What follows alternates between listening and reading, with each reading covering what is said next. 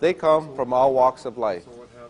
Their dress and their actions are an expression of their orientation, of their identity. And while religious, cultural, and racial tolerance are discussed widely, the issue of gender diversity is less understood. This is the latest in a series of videos to expand your knowledge and understanding of the many diverse communities within our city.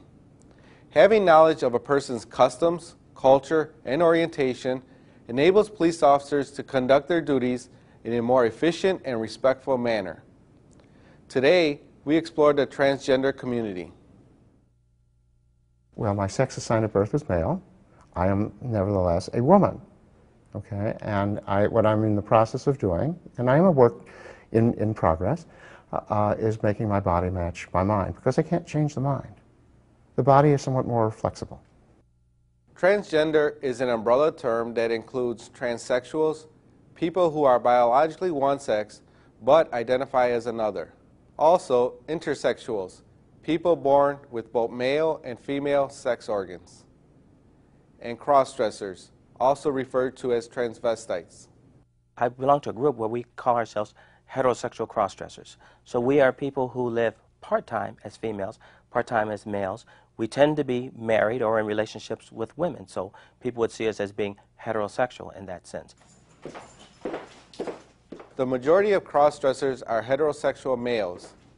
Gloria is a successful businessman with a wife and 2 children.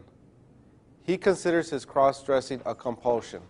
There's no dating, there's no sexual component to it, and so I think most people are a little surprised that it has nothing to do with attracting men or even attracting women. It's a way of expressing who we feel we are inside. Gender identification and sexual orientation are 2 entirely different things. The vast majority of transgender people are not gay. Typically, people think a transsexual or a transgender, depending on what they are living as, they feel that they are gay or lesbian, and they're not at all. Most I'll say, transsexuals are not. And it is simply the way they want to live in society. A person that's gay feels comfortable in his own body, but is sexually attracted to other men. Or, in the case of lesbians, other women. I am not going to have any type of sex changes. I am not seeking to change my gender by no means. So I was born a female and will remain a female till the day I leave Earth. Stevie Conlon, on the other hand, is transitioning. She was born a biological male, but identifies mentally and emotionally as a heterosexual female.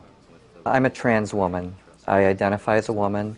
My driver's license was changed. My name was legally changed. I'm a transitioning transsexual. I've been on hormones for several years. I've grown breasts, and I'm saving up my money for my sexual reassignment surgery. Transgendered people are just a statistical percentage of all walks of life. Myself, I'm an attorney. I'm licensed in Illinois and New York. And we have transsexual doctors. We have transsexual accountants. So there are people in all the trades. Including law enforcement. Jay Wombles is a Chicago police officer. Ever since I can remember, I always identified myself as male.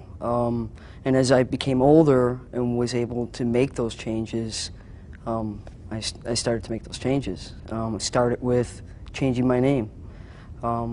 Then went on to have top surgery, chest surgery. Then I went on to have hormone therapy. And finally, full sexual reassignment surgery, which means now he is psychologically, biologically, and legally male. I'm a police officer. I'm not a transgender police officer. You know, I should be judged on my merits as an officer and not on my personal choices. And unfortunately, there are some officers there that are affected by my personal choices. There is no room for bias of any kind on the Chicago Police Force. All people are to be treated professionally, courteously, and respectfully. For interactions with the transgender community, refer to the person by the appropriate pronoun. It's terribly, terribly offensive to a transsexual to have herself, in my case, referred to with male pronouns. If they have a question, though, they could simply ask me, how do you prefer to be identified? Which pronoun would you like me to use, he or she? And I'd be happy to tell them. Is this you on the ID? Yes.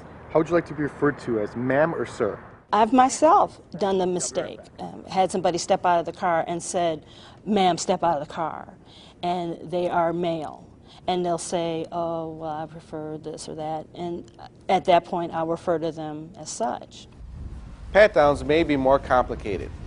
People in transition may not have undergone complete sexual reassignment surgery. Ask a transitioning person if he or she is pre-op or post-op. Now, a lot of the people that are transitioning that go from male to female start off with hormone injections, so they might start developing breasts. They might have already gotten implants. They still have to be searched by a male because if they have male genitalia, they're considered men. Females that are female to male might look like a male with facial hair, but might still have female genitalia, should be searched by a female. This is an officer safety issue, and it just has to be done. And if you could do it as respectfully as you can, but never compromise. And I do say this again, never compromise officer safety on that. Be sensitive to transgender dress. Some transgender people wear wigs. Padded undergarments may be worn to give a person a more feminine or masculine look. Breast prostheses are also common. Officers should refrain from verbal and nonverbal expressions of surprise or disapproval. And it usually happens when the officer is simply ignorant. It just doesn't know what he or she is dealing with. And it's humiliating to the person who's having it done to her or to him. And there's no reason for it. And just as someone puts significance in their attire because of their faith or their upbringing, we put a lot in our attire for our gender identity. That's what we're doing.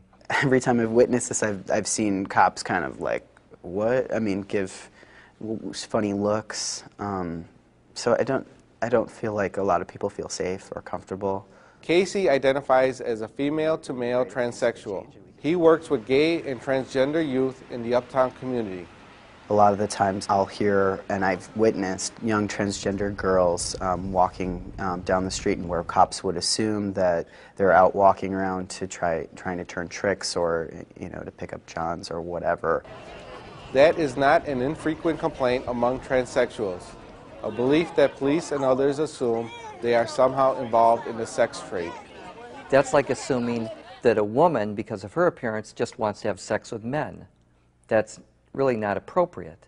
But people make that generalization about trans people, whether you're a trans man or a trans woman. And sometimes that erroneous assumption works a real hardship on people. Assumptions, gender profiling, stereotyping, all are counterproductive to police work. Keep an open mind when dealing with any community member, regardless of race or religion, sexual preference, or gender identity. Treat anybody that you would come into contact with in our community with as if you were treating a family member or somebody that you know. It's as simple as that. They need to respect people's personal choices. You don't have to understand it or agree with it, but you need to respect it. I think with the respect, everything else will fall into place. All of the people we encounter on a daily basis expect to be treated with dignity and respect. It is our hope that this video will serve to enlighten and foster a new awareness and understanding. Thanks for watching, and as always, stay safe.